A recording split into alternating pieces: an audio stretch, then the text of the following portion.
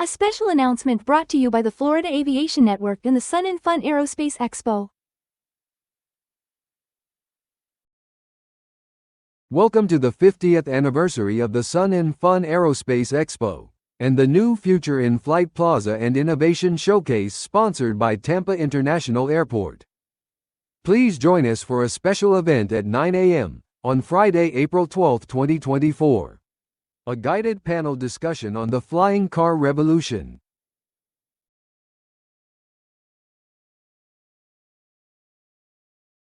Your host and discussion moderator is author and podcast host, Chuck Martin.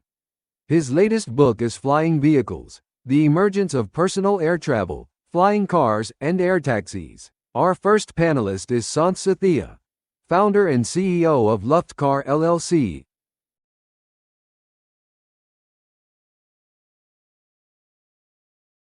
Our next panelist is Abe Datz, head of marketing, Duroni Aerospace. Duroni is the creator of the new H1X eVTOL. Our final panelist is Sean Borman, co-founder and CEO of Aero Auto Global, creating the world's first specialized flying car showroom. Thank you, Brian. Good morning, everybody. Morning. Welcome. Hey, they're loud too. This is good. I'm Chuck Martin, and I've written this new book. I'm going to spend about probably three to 4 minutes just kind of setting up the market, and then we're going to have an in-depth discussion with some of the experts in the field here. Last year, it dawned on me that, and I know it's dawned on a lot of these people earlier than that there's a mobile transformation coming, and it's like unprecedented. It's a low altitude economy. It's a really big thing because we're basically going to change how people and things are moved. We're not talking about cars, we're not talking about airplanes, we're talking about something that's kind of in the middle. People still don't get it, and when I talk to people, it's like, no, that's not really happening.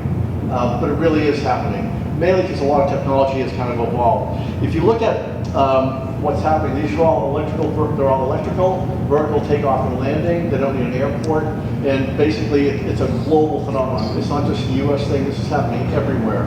There's certified vehicles in China right now that are flying. These ultimately long-term are going to be pilotless, that's long-term, that's not next year.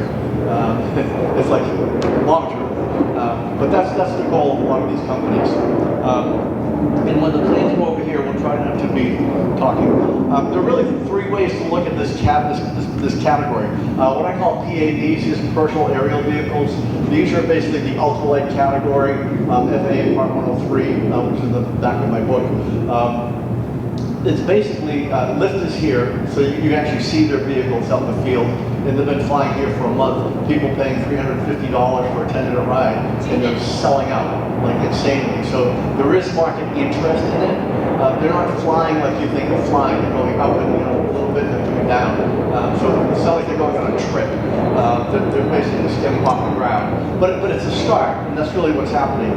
Bryce Aero, which I've flown in based in Ohio. There's another one, Jetson, which gets a lot of press because William is an investor. The other category, second category, is PAVC. These are the certified personal area vehicles.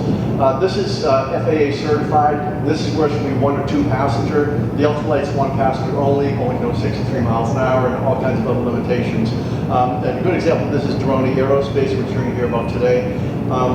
And then the third category are the CAVs, the commercial aerial vehicles. These are the air taxis. This is Joby, Volocopter, Archer, and this is a much more regulatory environment because they're going to be carrying a lot of people. And by a lot, I don't mean 100, I mean like 4 or 5. So keep this all in context of what's happening. These are not airplanes. They're not replacing airplanes. Airplanes aren't going away, and travel like that is not going away. It's going to transform basically kind of the lower end of what's happening for transportation. Flying cars are a real thing. This will left only because they get all the press. These aren't happening like this year. realistically. But there are Samsung Skies you take a look at, the three-wheel vehicle. They're very advanced in terms of an approach. Some of them are not going to work. That's reality. And this is Lyft. I shot this a couple weeks ago because I came here to see the Lyft vehicle before people were here 2 or 3 weeks ago. This is actually out in the field. This is somebody sitting in it waiting for it to take off once the wind died down below 20 miles an hour, 20 knots, because they don't fly in heavy wind. So there are some limitations. So that's the reality. All of these companies are in my book. It's on Amazon if anybody wants to get one. All these companies that are up here are case studies in the book. And the reason is just coincidental. They're in Florida and California. That's where the development is happening, primarily because that's where the really good weather is, except for yesterday. But that's what's happening in the market.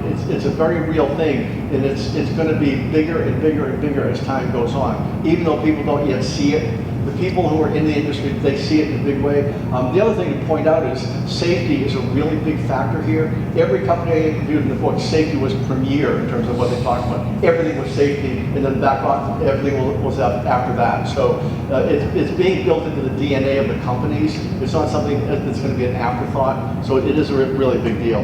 Now we're going to move to our panel. Again, we have 3 experts here, all in different aspects of the flying vehicle ecosystem, and it really is a large ecosystem, and there are multiple aspects of it. So I'm now going to sit down, and we're going to start our discussion. And I'm going to start with Santh. Santh from Luftcar, can you tell us what Luftcar, or tell everyone what Luftcar is? So Luftcar is an air and road vehicle, and you would have seen this in movies before, people trying out a combination of road vehicle and air vehicle all the time. My favorite example and also inspiration is from the Bond villain in Man with the Golden Gun movie, right, where he lift a road car up in the air. When I watched that movie when I was a 7-year-old, I thought that was, fiction and stuff. I did not know that a company was really making that car, making those vehicles, and it stopped because of some unfortunate incidences and stuff. But the vehicle was real; it flew. But the technologies that went into the vehicle were not mature at the time for electric propulsion. So Luftcar is kind of making that dream come reality now. So we are basically building an airframe that can carry cargo vehicles, and that cargo can be any road vehicle. It could be an air ambulance, passenger car, it could be a cargo truck. But we are holding up the vehicle like an eagle carrying a prey, a top hold and a bottom hold, like how a pitcher holds a baseball. So that's our innovation, that's our IP. We are more focused on developing the airframe. We are working with several car companies to build prototypes. But in essence, what we are trying to do is address a last mile door-to-door delivery solution by taking road vehicles or cargo containers up in the air, and that cargo can be configured into a passenger vehicle or a cargo truck. And we have gotten a lot of traction starting this year because the whole fad about the traditional eVTOLs, if there's anything traditional about eVTOLs, is kind of like shifting from having vehicles that fly with quadcopters to vehicles that can actually meet the market demands, have the product market fit. And that's the space that we're trying to get in. And the categories that Chuck showed, I was thinking where we fall into that. We are not the Jobias and Archers because we are really building an airframe with the cargo, leaving the cargo design to somebody else. So maybe there should be a 4th category, right? A roadable, a cargo carrying cargo carrier of heavy payloads and long ranges. So more importantly, one thing before I want to stop is we are also putting in a hydrogen fuel cell propulsion. Hydrogen is our area. We have built hydrogen cars in the past. So we are putting a hydrogen fuel cell propulsion in partnership with Bosch Aviation and a few others, which is going to help us carry heavier payloads over longer distances. Thank you, John. Great, thank you. Abe, can you introduce yourself and tell us about Doroni? Okay, hi, I'm Abe Dat. I'm head of marketing and investor relations in Doroni Aerospace. To me, the flying car industry was unveiled in the beginning of 2022 when one of my neighbors knew that I'm looking to invest in couple of, I was always dabbling in new technology. He told me, you gotta meet this guy, Daron Murdeger. He's building a flying car. I'm like, I don't know, I don't believe in this thing, but if someone is trying to do it, I gotta meet him. So I went down to his garage when he started, and he showed me his vision, his technologies, prototypes, and there I started to understand that since then the advancements in drone technology, you know, we all knew flying cars are going to come. You know, we all watched as a kid. I'm younger probably than most of you guys here, but you know, we all dreamt about it, but we didn't know which technology will allow us to do something. But to build a flying car, you really need something that's simplistic, that's going to make customers, you know, feel safe when they're flying it. Not a lot of moving parts and so on. So the drone technology really showcased how you can have something flying very simple. Any kid can fly it. You know, it's very safe, very sustainable, and very agile. So in 2016, Doron Merdinger, our CEO, you know, built a team, you know, taking the drone technology and how do we implement it into our everyday lives. So they did multiple prototypes, multiple configurations. Where Doroni shines is we're focused on a fixed wing ducted propeller system that has minimal moving parts, reducing points of failure, making it look very focused on design and customer centric to make sure that when we release the product to the market, it makes people feel safe. It also looks good because that's a very big part of introducing new technologies coming from, you know, the customer industry. You know, we used to partner with brands and sell them online. When you're selling products to customers, it's really important that the design and the touch and feel makes customer feel safe. And this is a big focus on ours, especially with the ducted fan technology, that it's enclosed, it keeps it quiet, it's more efficient. Prevents some bird strikes, and it looks a lot better than most of the designs out there. We are now in the midst of, we've already done a full-scale prototype. We just released our new H1X design. That's the go-to-market design that's tested and modified and going into production now, and we'll start test flights beginning of 2025. And our goal is to, you know, be the first to market, really, focusing on technologies that really exist and that are proven and safe to be used in the near future. You know, of course, we're working on technologies that will be in the long term, will be in the stand. In order to bring this to market, you need to start with something that is already proven, already working, and you build on top of that. So ours is fully electric. It's not going to be for very long distance. It's going to be about 60 to 100 miles. It's for everyday use, for cargo logistics as well. You know, for first responders, services. We see that our design to be one of the safest ways. We don't believe really so much in the fact that a car needs to fly and drive, a flying car, because there's no need. If you can land exactly where you want to go and taxi around, to make it work both, it's usually very hard to get done. And the ones that we saw on the market are having a very hard time to perfect that because it's just two opposite technologies. Yeah. The idea is also this would be fit in a two-car garage. You basically wheel it out and take off, right? I mean, yeah, we'll taxi out. You have electric, 3 electric wheels. You can taxi out about 15 miles an hour. But the whole idea is that we don't need roads anymore, that we could build new cities with no need for roads. You could just have, you know, take off, fly where you want, and forget about the car. Yeah. It makes a great point about this. They started years ago. This whole industry, it's not new. It's been around like 10, 15 years. Like Samson Sky's been working this for 15 years. This didn't just get mysteriously that everyone said, hey, let's do a flying vehicle. It's just coming to fruition now. Coincidentally, the technology, the advancements, and all the things that go in it finally have come together. Sean, you've been also doing this for a while. You have a totally different approach because you don't have a vehicle. Correct. So good morning. My name is Sean Borman. I'm the CEO of Aero Auto Global.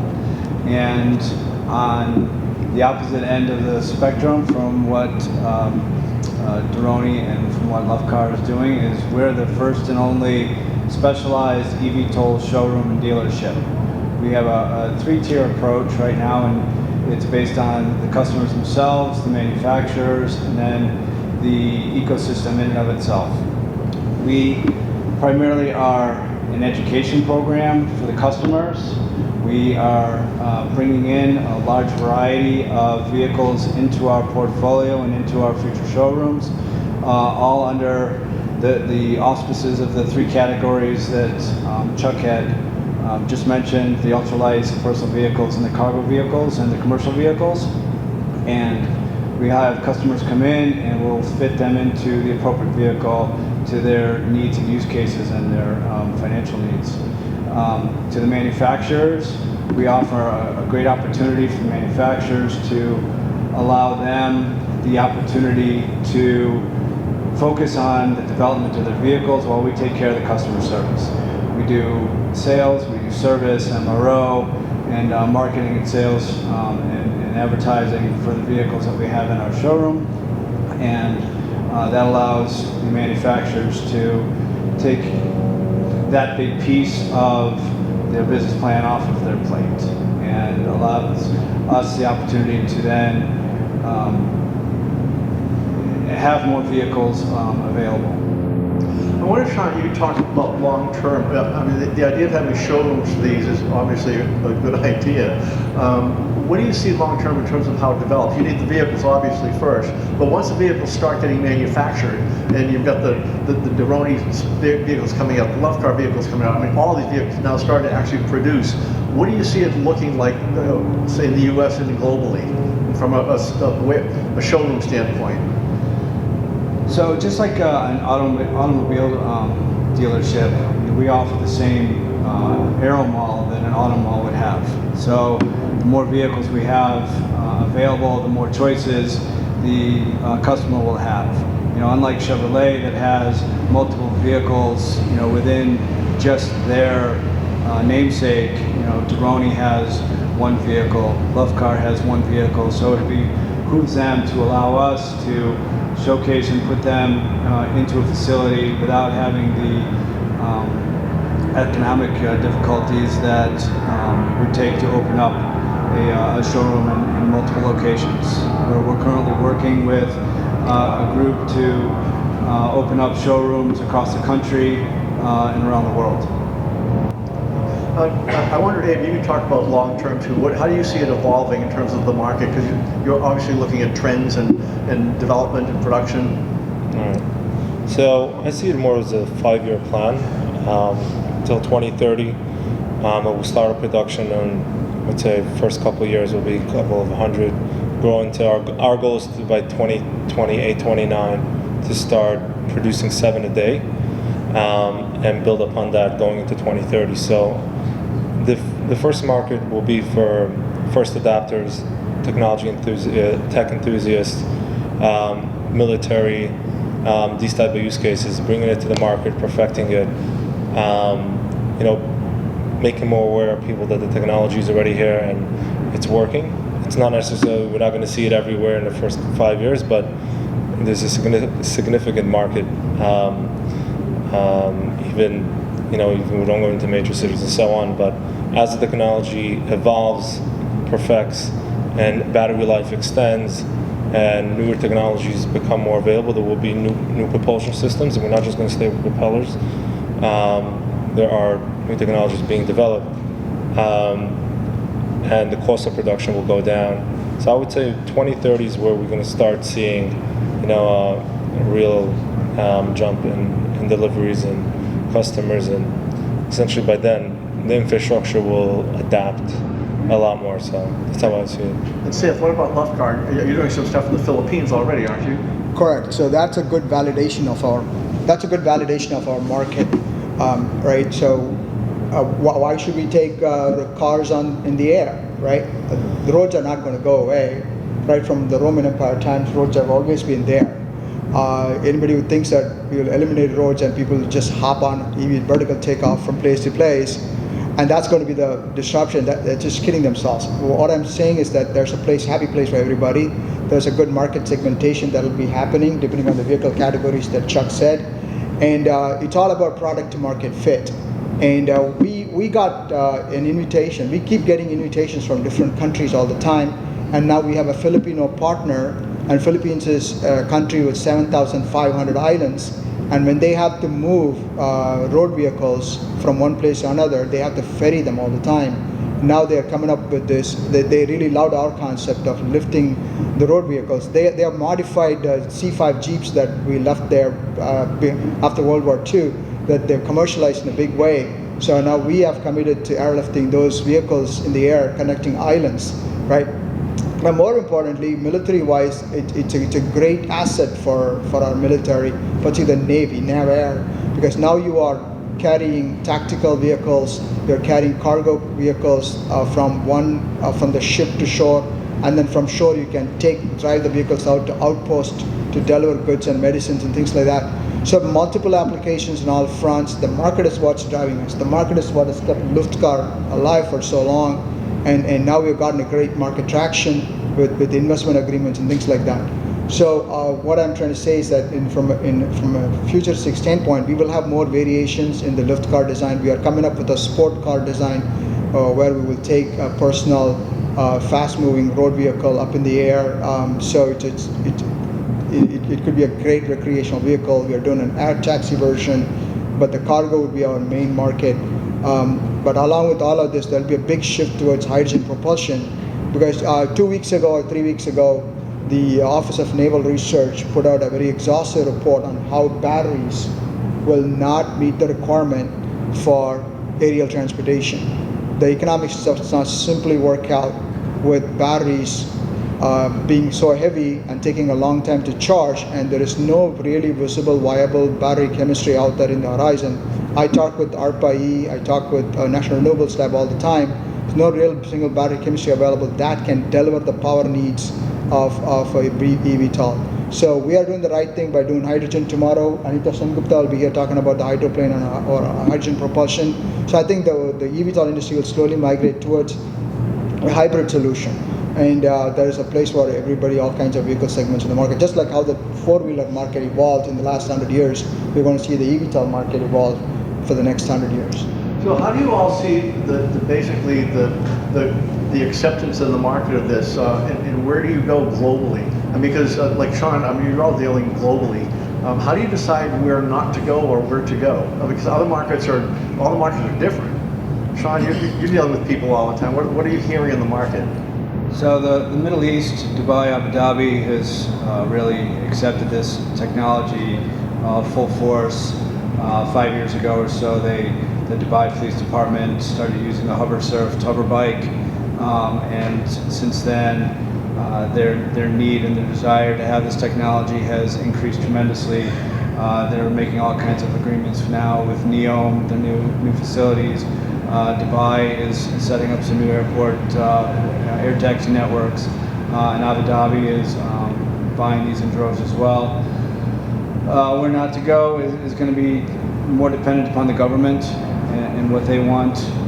I know that the Caribbean has asked us significantly for our input and how to implement the ecosystem and the infrastructure into all the Caribbean islands.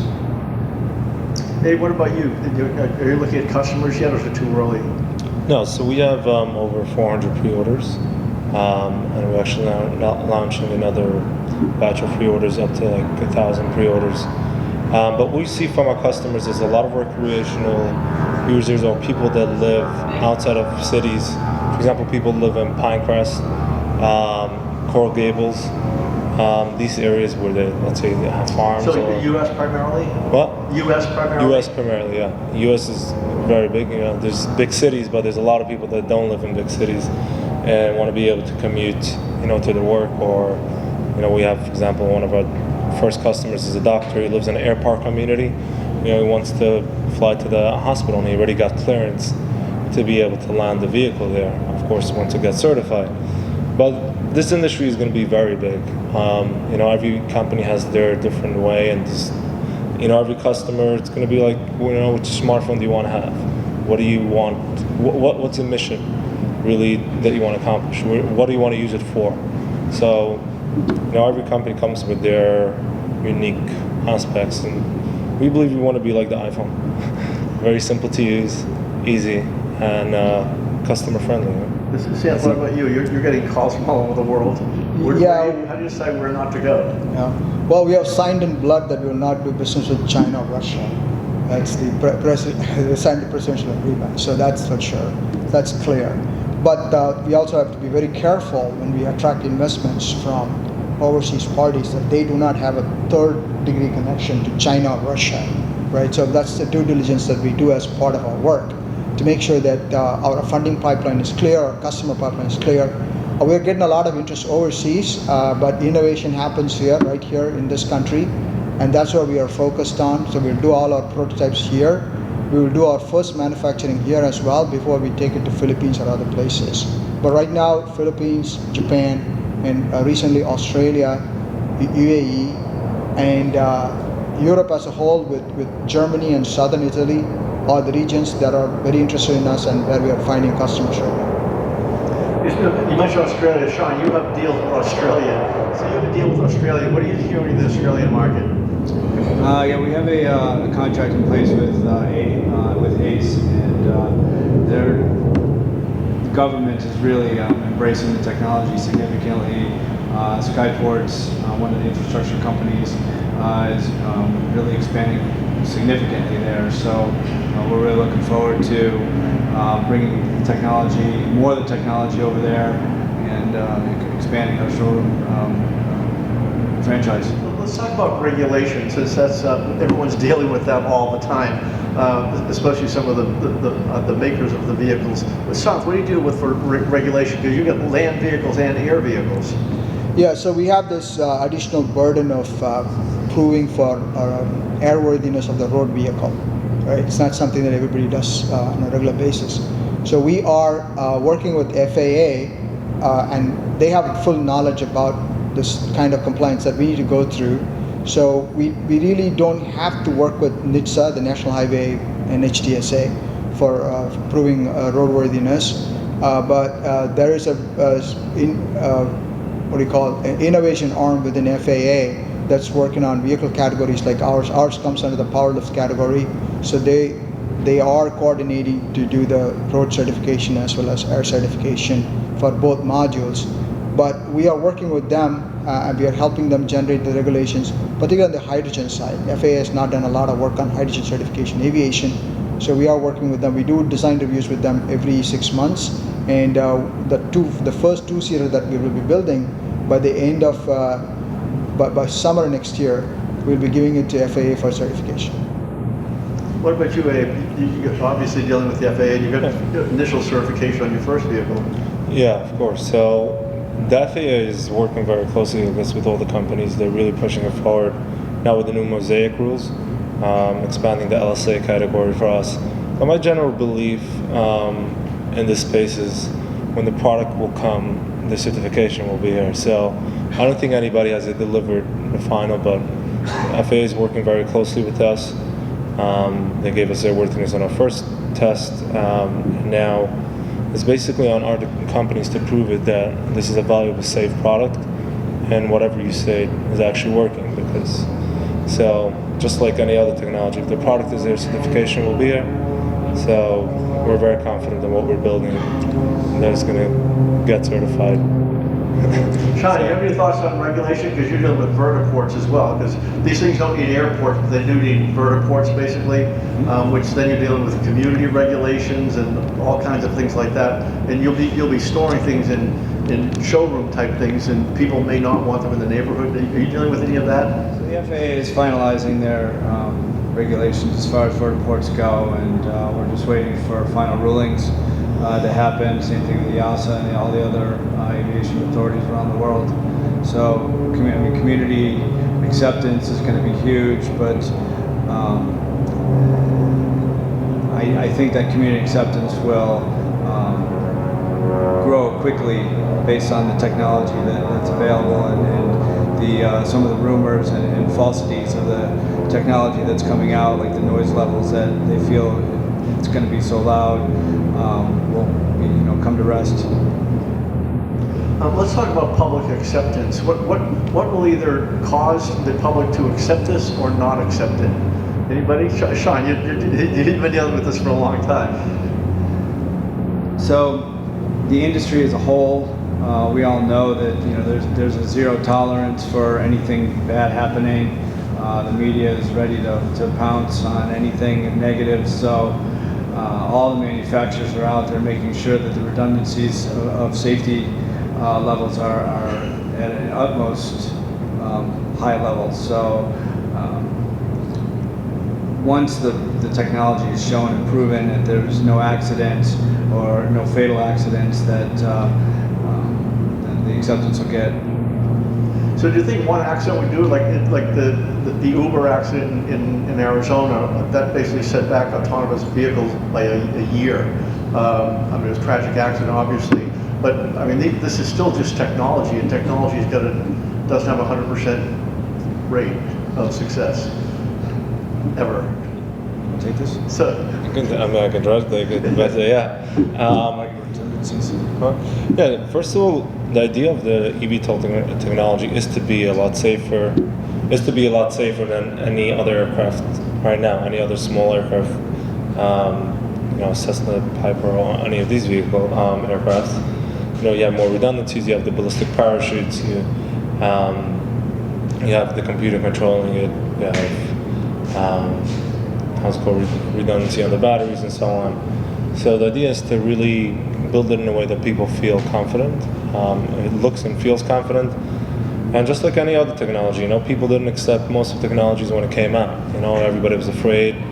We'll be the first comers, then it will be the people that'll come after. And just like electric cars, the first couple of years, everybody doubted it. No one believed in it.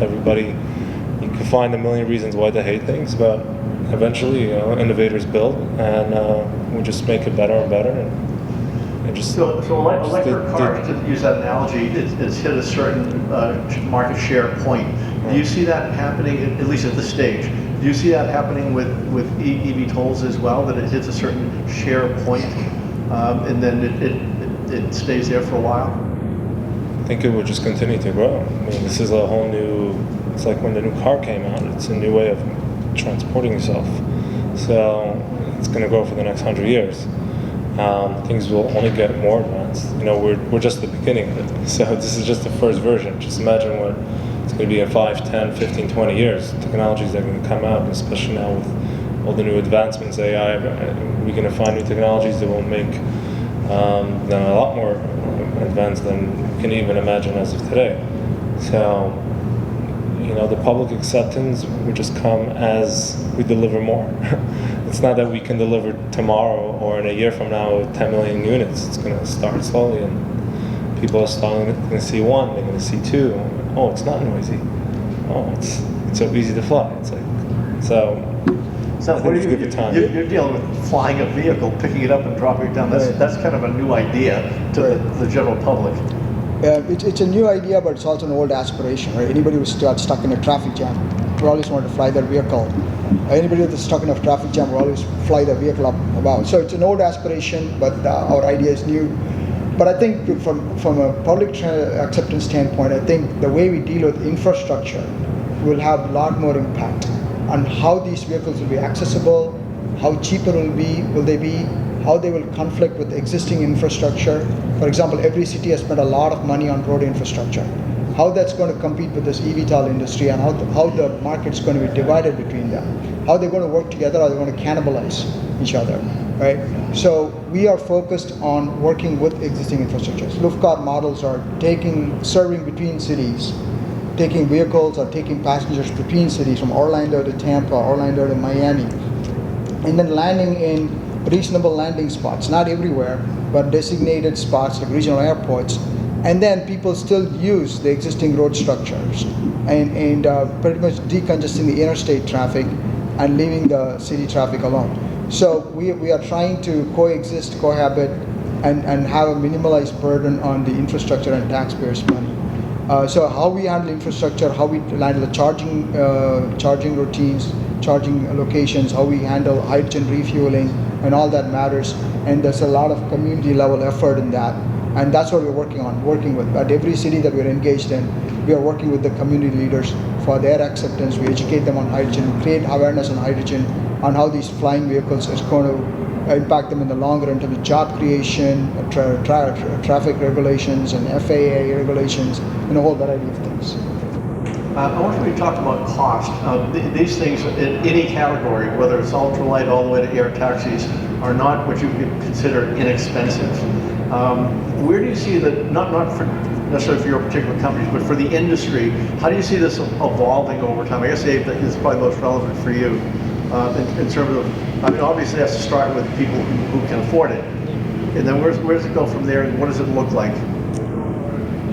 As we see it, I don't think it's ever going to be a very cheap product. It's not, I don't think, and it shouldn't be as cheap as a car, because the value of it is, you know, people would pay more. People pay for the aircraft, airplanes, a lot more than we spend on a nice car.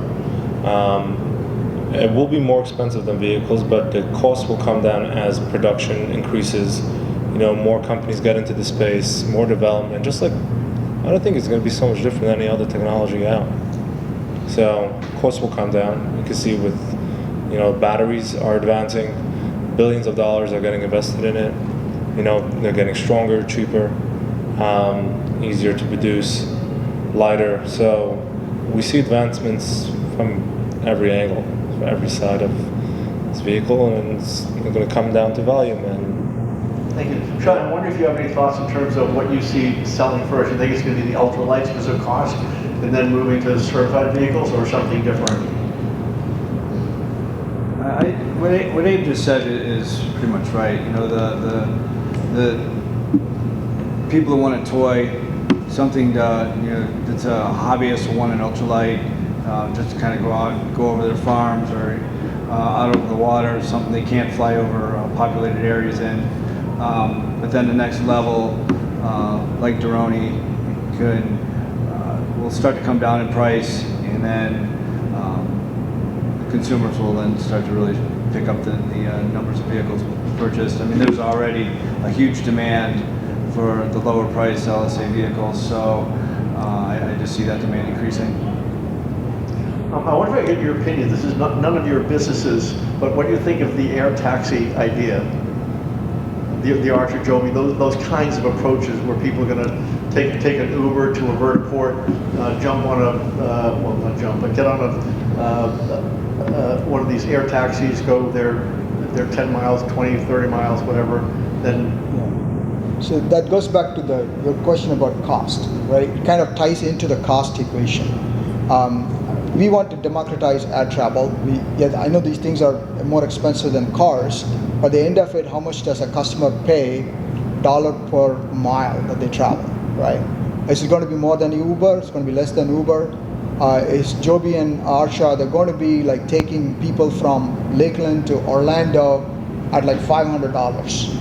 Then that doesn't make any sense. It should be charged cheaper than that, right? It should be like Uber or slightly higher than Uber for the comforts, for the time and comfort. So I think it all ends up on the cost equation and how much the company would charge for dollar per mile. And what we decided is that we will have the vehicle built, and with the fuel be available with the hydrogen around like 80 cents to $1 per car seat mile. So that makes more sense in being even a commuter vehicle or even a connector vehicle going from city to city. If it's going to be anything higher than that, then it becomes more expensive approaches a commercial airlines cost, and then you're losing the whole value of being in the eVTOL industry. The whole point in doing all these eVTOLs and putting them up in the air is to make them more accessible and affordable to everyday people, right? It should not be logistically expensive and more and difficult like commercial airlines. I'm curious, who here would take an air taxi if they were running? Anybody? running. Okay, just everybody. Yeah, look at like, I believe the air taxi the air taxis, Joby, Archer. I mean, we need to thank them a lot because they raised billions of dollars and They raised billions of dollars and brought public acceptance. Really pushed the market forward. But do I think that the business plan is set for success? It's very hard. But you know, they're definitely helping the industry and they're doing some cool things. People are going to want to use it. It's maybe safer than a helicopter, but it doesn't really solve the A to B, point A to point B problem that we have. and it's just a new way of transportation. There will be another, as I said, there will be a lot of different ways people will use the eVTOL technology. So people will have personal, there will be public transportation, just like we have on the road. So. Sean, any opinions on air taxis? They're leading the way. That's kind of not your area, really. They're leading the way, and they're getting the word out, and, Yeah. and they're making this industry possible for all the rest of us. They're putting in the big bucks to do the marketing and the advertising, and they definitely have a use case. They've created a new sustainable way to travel. Excuse me. And it's opened up the eyes. It's opened up the doors for these two gentlemen, for myself, and it's gonna, only grow, exponentially, not just for them, but for us as well. Yeah, these are, by the way, billion-dollar entities, these air taxi companies. I mean, they've raised billions of dollars, and they're spending it as well. It's a big cash burn, and there is still a question about the business model. If I could add to it, it's the whole industry. We're small. It's only $9 billion industry as of now. So it's predicted to be, I don't know if people know, but it's predicted to be $1 trillion market by 2040, and it's everybody's effort together. Everybody takes their part in what they believe in, and that's fine. Everybody has their own way, but it's very helpful to have them as pushing them forward, allowing us. Our team couldn't build certain products until they came into the market and pushed it forward. Now you have electric motors, vertigo, and people are actually starting to take it serious. How do you see the market shakeout happening? Because not everybody can make it, obviously. Listen, whoever's going to build the best product for the best use case is usually going to win. So, yeah, you bet on what you believe in. So. What are some of each of your challenges that you're facing? Because you're all in different industries. Santh, what are your market challenges? It's about, that goes back to the earlier question as to the legacy that these companies have already raised billions of dollars. How does it affect me and how people look at the evolution of eVTOL industry, right? So, sorry about that. So, we had a huge challenge because of the perception built by these traditional eVTOL companies, right? Hey, they're already like 4 or 5 leaders. They're doing everything that can be done in this industry. What is that you're doing differently? So now we have to go back to the product market fit and work from bottoms up. So making that product market fit and communicating that in this big eVTOL sensation that was happening for the last 3 years was a challenge for new concepts like mine, right? But we have overcome that now. I believe that we've overcome that now. We've gotten a lot of traction. And so communicating our value to the market, and then now raising investments, they are hard challenges because of the economy and other different factors. But we have come a long way, and we have overcome many of the hurdles, and it's looking bright. But the next big challenge for us is actually product development. Now we got to put our digital twin to work, develop the prototypes, and give them to FAA for certification. So this is business as usual. Yeah, Dave, I wonder if you talk about some of your challenges, things that you look at and say we need to beat that, or we did beat it.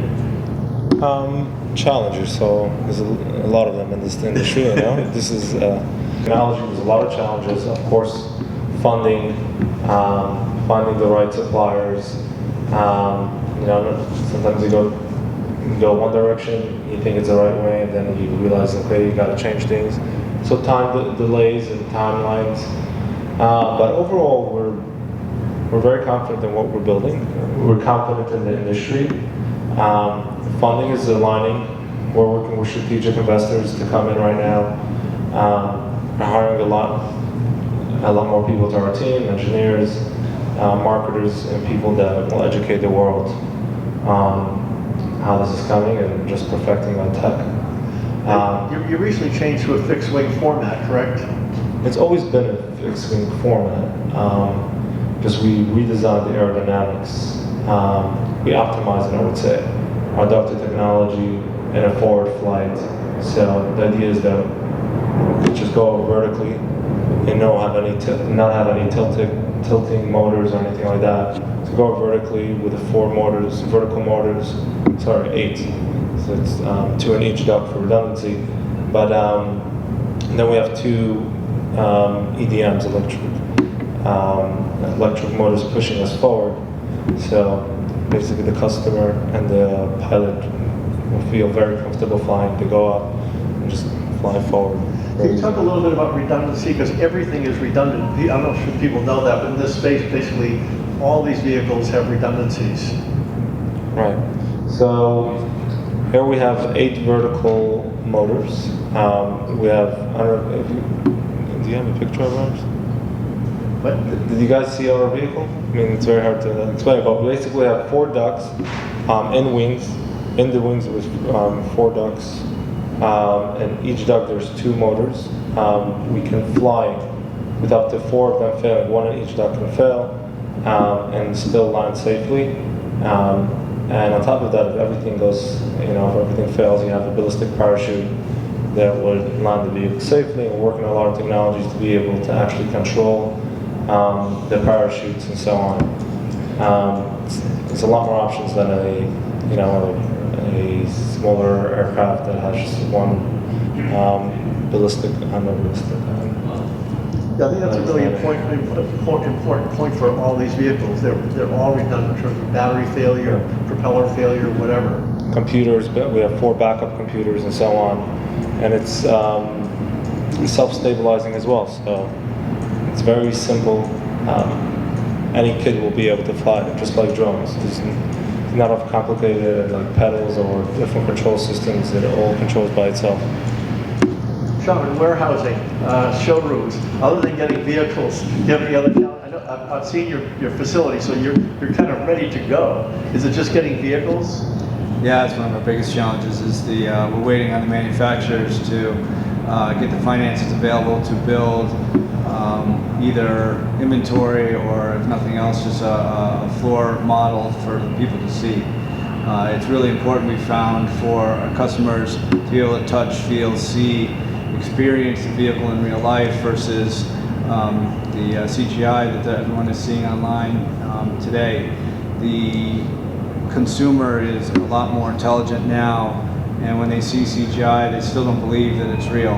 When they actually get to walk up, even if they've put a deposit on one online sight unseen, when they finally get to come in and see it, they just light up, and it's really fun to see. And it just doesn't matter, from what walk of life they come from, male or female, rich or poor, domestic or from overseas. They all get the same big smile. So customer, then on top of that, one of our challenges is just customer education and just getting the word out that these even exist and are for real, and it's not just the Jetsons cartoon. And then the third challenge that we have right now is getting the cities and countries and regions to see that these are coming and that the time is now to start putting in the infrastructure and not waiting until the vehicles are up and running and certified, because then it's too late, because then you've got vehicles that are just going to be sitting with nowhere to go. So we need to get that happening, and if the infrastructure comes too soon, then you're going to have the infrastructure, the buildings starting to mold and just sit there waiting for the vehicles. So the chicken and egg problem that we're in right now is actually the chicken and egg have to come at the same time. And if we start to build out on the infrastructure today, with the construction times, by the time the vehicles get their certifications by 2026, that construction will be done and the vehicles will have a place to go. Let's talk pilotless travel. Santh, I know your technology, all your technology can be automated because a lot of these the vehicles, their tests actually start without pilots, so they basically are essentially drones, and then they add a pilot later once they get certification for that. So everyone developing these things has the capability to fly pilotless, but it's not really allowed. Santh, your stuff is pretty automated. Can you talk about what your approach is and what you're looking at?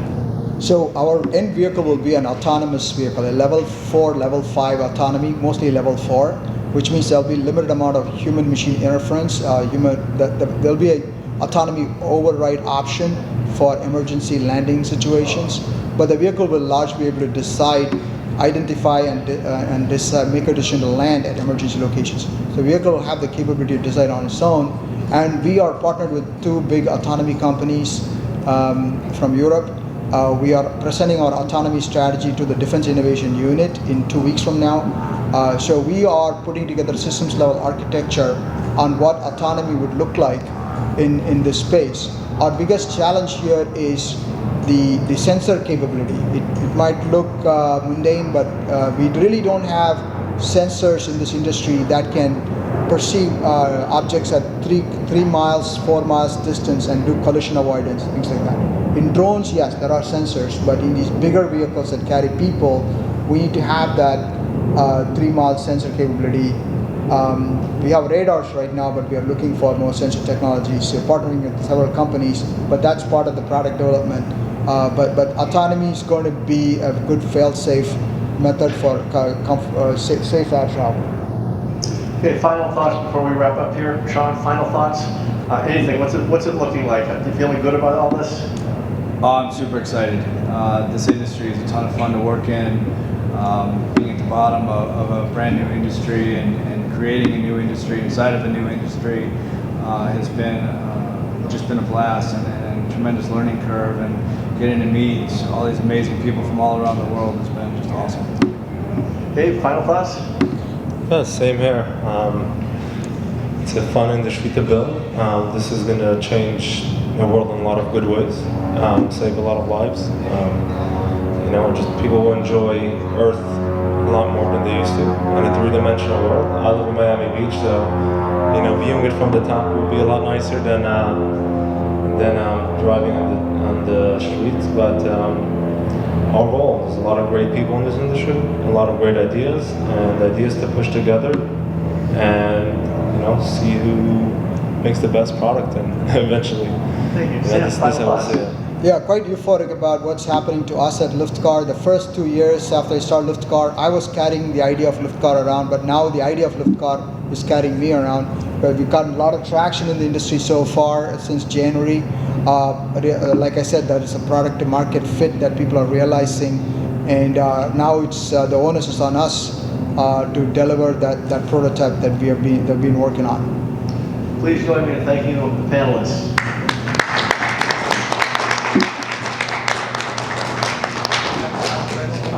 If anyone wants to ask any questions, okay, go ahead. I had a question. I wonder how much of this conversation relates to flying cars, where you actually take the vehicle, land it, drive it on the highway. There are a couple. Liftcar can do that, or will do that. Although, so I'll let you answer that. It seems to me like if you read about it, after, people write articles called a flying car article, and you read into it, they're not a car at all. They're a flying vehicle, but not a car. That's why I feel your pain, and that's I'm curious. Absolutely. How much of the conversation here related to real cars, or how much of it was VTOL? Well, I could say that in our company we are airlifting road vehicles. To your point, yes, we are really doing flying cars because we are developing wings that could be attached and detached to a car. So that's what we're doing. And when we started out as an idea, it kind of spread into healthcare, air ambulances. Florida Department of Health really liked what we are doing. They said we could take air ambulances and disaster relief vehicles to zones, and law enforcement vehicles, defense vehicles, so on and so forth. But yes, that is a big market need out there to airlift road vehicles. Yeah, I'd like to say there's about a half a dozen, maybe 10 companies out of the 600 that are currently being developed that are actually roadable. Chuck had a picture of Aleph. That's one of the ones that just got the latest. These fine gentlemen from Samson have a beautiful machine that I'm really excited to get to finally see up close. So they're leading the way. Samson for sure is definitely leading the way in the current development, and then I'm looking forward to seeing Santh's prototypes once he gets up and going. But to answer your question, there's a much higher level or number of vehicles that are being VTOLs versus roadable. So I'll take that on further. That's very close to my heart. In fact, we're putting a proposal to Department of Energy, also Department of Transportation, on our proposal for these vertiports.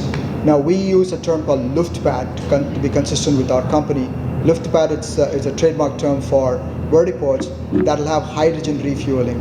So on top of electric battery charging, there'll be hydrogen refueling, and also you'll have an option for making hydrogen on site. Or bring in hydrogen from a nearby location. By the end of it, the hydrogen should cost cheaper at the pump for the customer. So we have proposed a Luftpad structure. Yeah.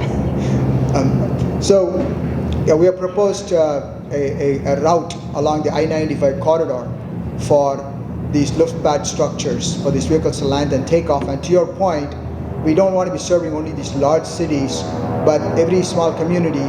But our calculation shows that if I have Luftpads every 50 miles radius, right, then I can cover a large population along the I-95 corridor that uses I-95 corridor. So those structures can be in the bigger airports in one corner, on the roadside, or they could be on small regional airports that are currently underutilized, or in reasonable sized parking lots that we could lease out. So we are working with different clients to partner with us on developing these Luftpads. In Philippines, we have a project going on. We are already doing a project in Connecticut in a disadvantaged community to build those Luftpads and to make hydrogen there to create jobs. You live in Connecticut? Okay, this is in Hartford. I don't want to say the airport's name. You probably would have guessed it, but it's in Hartford. Hartford, yeah. We rescued that airport from being turned into a commercial center. You need to wrap for the next presentation. Thank you all very much.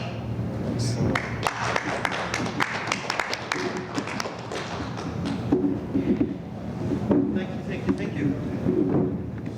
Questions, audience? Great job.